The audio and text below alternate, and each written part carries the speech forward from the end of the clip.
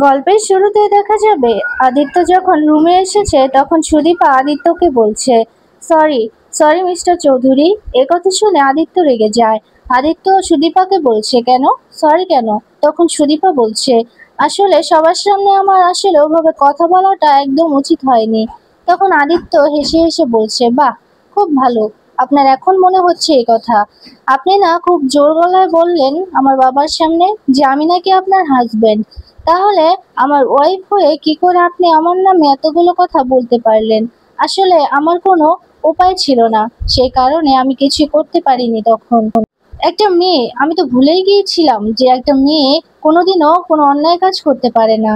আর শুনুন, পরমা কিন্তু চাইলেই অন্য কোথাও সরে যেতে পারতো, আমাদের পরিবারে না আসলেও পারতো, কিন্তু ও সেটা করেনি। আর আমি কি করতাম বলুন? আমি তো এই পরিবারেই বড় হয়েছি, তাই আমি এই পরিবার ছেড়ে, আমার মা বাবাকে ছেড়ে আমি কোথাও যেতে পারিনি। এটাই আমার ভুল। তবে এ বিষয় নিয়ে আমি আর কিছুই বলবো না। এই কথা বলে আদিত্য সেখান থেকে চলে যায়। তখন সুদীপা মনে মনে বলছে, এ কি, আমার কেন কষ্ট হচ্ছে? আমার কেন এত কষ্ট হচ্ছে? আমার তো কষ্ট পাওয়ার কথা না। আমি যা করেছি একদম ঠিক করেছি। পরমা তো এ বাড়ির বউ, পরমাকে চাইলেই কিন্তু বের করে দিতে পারতো। আমি জানি এত বড় একটা অন্যায় করার পর পরমাকে কিছুতেই বড় মা এখানে রাখতো না, বের করে দিত। সে কারণে আমি এগুলো করেছি। কিন্তু মিস্টার চৌধুরী আমাকে ভুল বুঝলো। একথা বলতেই তখন দেখা যাবে কাঁদছে সুদীপা। রূপা সুদীপার কাছে এসে বলছে, তোর খুব কষ্ট হচ্ছে না? খুব কষ্ট হচ্ছে, আমি তোর পাশে বসে তোর কষ্ট ভুলিয়ে দেব। একথা শুনে রূপাকে জড়িয়ে ধরে সুদীপা। ওইদিকে দেখা যাবে বসে আছে পরমা আর অভ্র। তখন অভ্র পরমাকে বলছে, আসলে আমি একটা কথা বলতে চাই, আমরা সবকিছু ভুলে আবার নতুন করে শুরু করতে পারি না? তখন পরমা বলছে, না অভ্র, কিছু আর শুরু করতে পারি না, কিছু আর শুরু করা যায় না নতুন করে। তখন অভ্র বলছে, জানি আমাদের মধ্যে আর কিছুই ঠিক হবে না, কিন্তু তোমাকে এখানে থেকে যেতে হবে। তখন পরমা বলছে, কেন?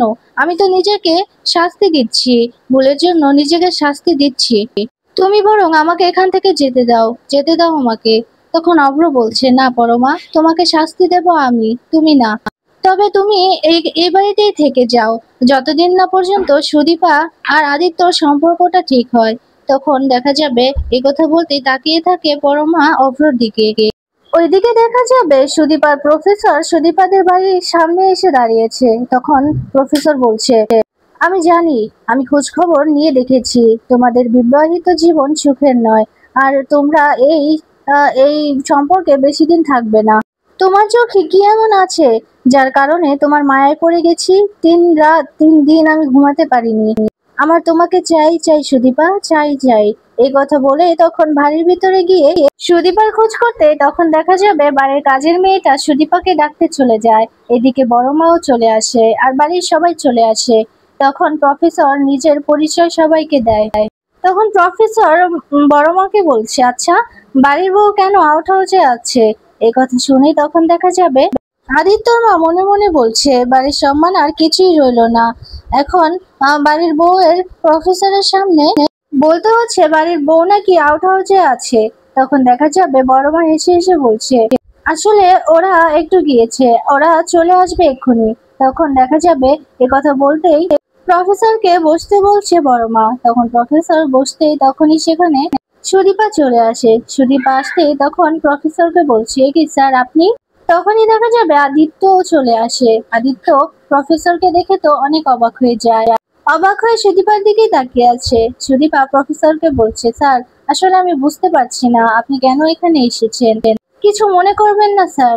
তখন দেখা যাবে এই কথা বলতেই তখন প্রফেসর বলছে, আসলে আজকে তো দীপাবলি, সেই কারণেই আমি এসেছি আপনাকে উইশ করতে।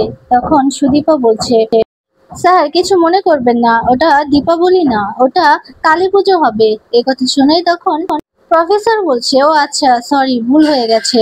আসলে আমি সব সময় দীপাবলি পালন করতাম কি না। আর আপনি তো এবারের বউ, তাহলে আউট হাউসে কেন থাকছেন? তখন বড় মা বলছে, আসলে ওদের ঘরে কাজ চলছে, সে কারণে ওরা আউট হাউসে গিয়ে উঠেছে, আর আজকে চলে আসবে। বড় মার এই কথা শুনে বড় মার দিকে তাকিয়ে আছে সুদীপা আর মনে মনে বলছে, আমার কেন যেন ঠিক মনে হচ্ছে না, এই প্রফেসর কেন এখানে এসেছে। স্যার কি জন্য এখানে এসেছে? এই কথা বলেই সুদীপা প্রফেসরকে বলছে, স্যার আপনার কোনো দরকার ছিল এখানে আসার? তখন প্রফেসর বলছে, বললামই তো উইশ করতে এসেছি। তখন আদিত্য প্রফেসরকে বলছে, আপনি কি আপনার সব স্টুডেন্টদেরই এভাবে উইশ করার জন্য চলে যান তাদের বাড়িতে? তখন প্রফেসর বলছে, না আসলে সুদীপা তো আমাদের কলেজের সব থেকে ভালো ছাত্রী, টপার ছাত্রী, সে কারণে ওকে আমরা সবাই একটু বেশি ভালোবাসি। তখন বড় মা বলছে, আচ্ছা আপনি একটু বসুন, চা জল খাবার খান, মিষ্টি আনো। এই কথা বলতে তখন দেখা যাবে প্রফেসর বলছে, না আমি আজকে যাই তাহলে। তখন দেখা যাবে সুদীপা বলছে, স্যার আপনি কিছু খেয়ে যান। তখন প্রফেসর বলছে, না আমি এবার আসি। কথা বলেই ফুলটা হাতে দিয়ে সেখান থেকে চলে যায়। আদিত্য সুদীপার দিকে তাকিয়ে থাকে। ওইদিকে দেখা যাবে সুদীপা সেখান থেকে চলে যাবে। তখন বড় মা সুদীপাকে বলছে, আজকে থেকে এখানেই থাকবে তোমরা। কথা বলতেই তখন খুব খুশি হয় আদিত্যর মা। আর তখন সুদীপা বলছে, আমি বলিনি, আপনার দেওয়া কথা অনুযায়ী আরো 7 দিন সময় আছে। বড় মা বলছে, আমি যা বলেছি তাই হবে, আমার কথা নড়চড় হবে না। আমি যা বলি এই বাড়িতে এটাই আমারই শেষ কথা। তখন সুদীপা বলছে, সরি বড় মা, আমি এই কথাটা রাখতে পারবো না, কারণ আমি যে আপনাকে কথা দিয়েছি। তখন বড় মা বলছে, আমি বলেছি মানে আমি বলেছি, আর আমার মুখের উপর আর একটা কথাও বলবে না। আমার মুখের উপর কেউ কথা বলে না, তাই তুমিও বলবে না। সুদীপা তখনই কিছু বলতে যাবে, তখন দেখা যাবে আদিত্যর মা সুদীপাকে থামতে বলে। তখন বড় মা বলছে, এবারের বউগুলো এমন হয়েছে, এখন মুখে মুখে তর্ক করে, এ নাকি আবার বুদ্ধিমতী মেয়ে। তখন বড় মা এই কথা বলে চলে যাবে। তখন সুদীপা কিছু বলতে যাবে, আদিত্যর মা সুদীপাকে থামিয়ে দেয়। বলতে থাকে, সব সময় এত তর্ক করতে হয় না, সব কথার জবাব দিতে হয় না রে, হয়েছে আমার একটা উড়নচণ্ডী মা। এই কথা বলে সেখান থেকে চলে যায়। তখন আদিত্য এসে সুদীপাকে বলছে, এটা কি হলো? তখন সুদীপা বলছে, কি আবার হবে, এই কথা বলেই চলে যাবে। তখন আদিত্য সুদীপার হাতটা ধরে নেয়। তখন সুদীপাকে বলছে, উনি এখানে কেন এসেছেন, কেন এসেছেন এখানে? তখন সুদীপা বলছে, আপনি তো সবটাই জানেন, সবটা তো শুনলেনই, তাহলে আমাকে কেন প্রশ্ন করছেন? আর তখন আদিত্য বলছে, আমার ওনাকে ঠিক মনে হলো না, বলুন কেন এসেছিলেন? তখন সুদীপা বলছে, আপনার কেন এত প্রশ্নের উত্তর আমি দেব, আর আপনি এত প্রশ্ন কেন করছেন? শুনুন মিস্টার চৌধুরী, আপনি সুন্দরের হাত থেকে আমাকে বাঁচাবেন বলেছিলেন, কিন্তু আপনি সবার কাছ থেকে কি আমাকে বাঁচাতে পারবেন? সবার হাত থেকে বাঁচাতে পারবেন তো মিস্টার চৌধুরী? শুনুন, আপনাকে না আমার আর কোনো খেয়াল রাখতে হবে না, নিজের খেয়াল নিজেই রাখতে পারবো, আপনাকে আর কোনো দায়িত্বই পালন করতে হবে না। ওইদিকে দেখা যাবে অংশুমান কুন্তলার সাথে অনেক কথা বলছে, প্ল্যান করছে। তখন কুন্তলা বলছে, অংশুমান, ওই মেয়েটাকে যদি তুমি বাড়ি থেকে তাড়াতে চাও, তাহলে আমার কথা অনুযায়ী তোমাকে কাজ করতে হবে। তখন অংশুমান বলছে, হ্যাঁ আমি ওই মেয়েটাকে বাড়ি থেকে বের করে দেব। আমি চাই না চৌধুরী বাড়িটাকে ও ছাড়খাড় করে দিক। ওই মেয়ের স্পর্ধা দেখেছেন না, ও মুখে মুখে তর্ক করে, আরো না জানি কত কিছু করবে।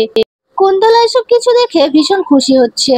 তখন কুন্তলা অংশুকে বলছে, ওই মেয়ের কোনো জাত বংশ নেই, ওর কোনো পরিবার নেই, পরিজন নেই। ওই মেয়ে তোমাদের বাড়ির বউ হওয়ার যোগ্যতা রাখে না, ওকে তোমাদের বাড়ি থেকে বের করতেই হবে, আর তাতে আমি সাহায্য করব। অংশু রেগে গিয়ে বলছে, ওই মেয়েকে তো বাড়ি থেকে বের হতেই হবে, হতেই হবে। আর ওইদিকে দেখা যাবে পরমার মা বাবা এসেছে। পরমার মা বাবা এসে সুদীপাকে বলছে, আসলে আমার মেয়েটা এই কালী পুজোতে অনেক আনন্দ করে, আর ও বাজি ফুরায়, সে কারণে আমি এগুলো নিয়ে এসেছি, তুমি ওকে একটু ডেকে দেবে? সুদীপা বলছে, মেসোমশাই, মাসিমা, আপনারা বসুন, আমি এক্ষুনি পরমাকে ডেকে আনছি, আর আপনারা নিজের হাতেই পরমাকে এগুলো দেবেন। ওইদিকে চলে যায় সুদীপা।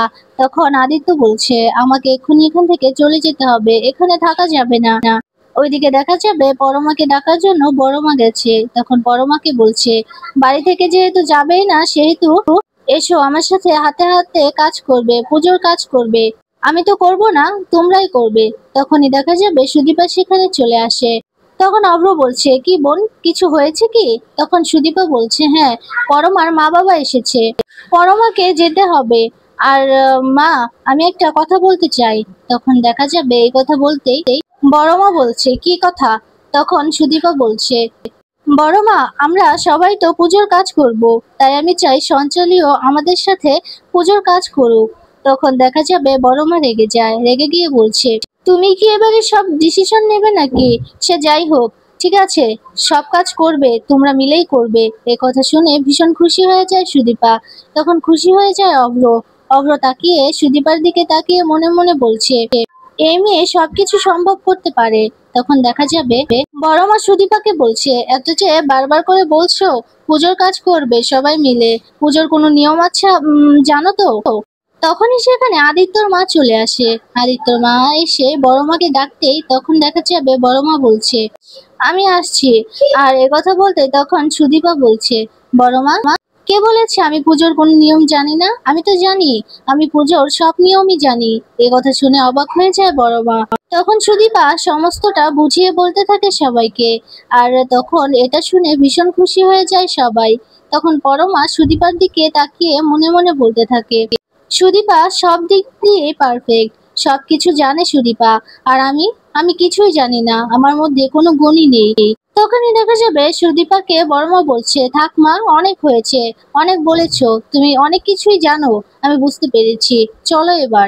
আর ওইদিকে দেখা যাবে কুন্তলা একটা অনাথ আশ্রমের সামনে নিয়ে আসে অংশুকে। তখন অংশুর হাতে কিছু টাকা দিতে অংশু বলছে, মা, এই টাকাগুলো কেন? এখানে তো অনেক টাকা। কুন্তলা বলছে, টাকাগুলো তোমার লাগতে পারে, আর তুমি এটার ভিতরে গেলেই সব প্রমাণ পেয়ে যাবে। সুদীপাকে বের করার জন্য তুমি সবকিছুই পেয়ে যাবে এটার ভিতর গেলে। তখন অংশুমান কুন্তলাকে বলছে, আচ্ছা মা, আপনি কেন আমাদের এভাবে সাহায্য করছেন? এখানে আপনার কি স্বার্থ? তখন কুন্তলা হেসে বলছে, আমার স্বার্থ জিজ্ঞেস করছো? তোমাদের ভালোর জন্য, তোমার পরিবারের ভালোর জন্য আমি এসব করছি। তখন নিজের ভুল বুঝতে পারে অংশু। তখন হাত জোর করে ক্ষমা চাইছে কুন্তলার কাছে, বলছে, মা, আমাকে ক্ষমা করে দিন, আমি আসলে প্রশ্নটা করে ফেলেছি, আমার উচিত হয়নি, তবে আপনার কথা মতো আমি কাজ করব। ওইদিকে দেখা যাবে সঞ্চালীকে ডাকছে সুদীপা। তখন সঞ্চালী সেখানে আসে। তখন সঞ্চালীকে বলছে, শোনো, তুমিও আমাদের সাথে পুজোর কাজ করবে হাতে হাতে। এই কথা শুনে সঞ্চালী খুশি হয়। তখন সুদীপা পরমাকে গিয়ে বলছে, পরমা, চলো চলো তাড়াতাড়ি। তখন পরমা সুদীপাকে ধরে বলছে, সুদীপা, আমি তো পুজোর কোনো নিয়মই জানি না, কোনো কাজই আমি পারি না। তখন সুদীপা বলছে, তাতে কি হয়েছে পরমা, আমরা করব, তুমি দেখে দেখে শিখে নেবে, সবাই মিলে করব কাজ। জানো পরমা, আমরা যখন ছিলাম ওই গ্রামে তখন পিসিমণি তো পুজো করতো, আর বাবা সকালবেলা গিয়ে বাজি কিনে আনতো, আর আমি বাজি ফোড়াতে গিয়ে ভয় পেতাম, তখন বাবা হাতে ধরে আমাকে বাজি পোড়ানো শিখিয়ে দিত। কত আনন্দের ছিল সেই দিনগুলো। তখন বড় মার মনে পড়ে যায় সেই ছোটবেলার কথা। তখন বড় মা বলছে, হ্যাঁ, আমিও ছোটবেলায় আমাদের গ্রামে কত আনন্দ করতাম আমার বাবার সাথে। আমার বাবাও খুব আনন্দ করতো, আমাদের বাজি কিনে দিত, আমরা বাজি পোড়াতাম সকলে মিলে। এ কথা বলে হাসতে থাকে বড় মা। সুদীপা বড় মাকে বলছে, বড় মা, চলুন না, আপনিও আমাদের সাথে কাজ করবেন। তখন বড় মা বলছে, মেয়ের মাথা ঠিক আছে? আরে মেয়ে, আমি বিধবা, বিধবা হয়ে পুজোর কাজে হাত দেব, এটা কি হয়? তুমি নাকি অনেক কিছু জানো। কিরে, এই মেয়ে নাকি অনেক কিছু জানে, এত ব্রিলিয়েন্ট এই মেয়ে, আর এই মেয়ের নাকি এত ট্যালেন্ট আছে, কিন্তু এখন তো মনে হচ্ছে এই মেয়ে কিছুই জানে না। সে যাই হোক, আমি এখন যাই। এই কথা বলতেই তখন দেখা যাবে আদিত্যর মা হাতে ধরে নেয় বড় মার। তখন বলছে, দিদি, তুমি কাজ করো না, কি এমন হবে? তোমাকে অনেক দিন পরে দেখলাম, অনেক বছর পরে দেখলাম এভাবে কথা বলতে, এভাবে হাসতে। দিদি, সত্যি খুব ভালো লাগছে তোমাকে এভাবে দেখে। ওইদিকে দেখা যাবে সুদীপা মনে মনে বলছে, এই পরিবারে সবাই যদি এভাবে হাসি খুশি ভাবে থাকতো তাহলে খুব ভালো লাগতো দেখতে, সবাই খুব আনন্দে থাকতো, সবাই খুব খুশিতে থাকতো। এই কথা বলে হাসতে থাকে সুদীপা।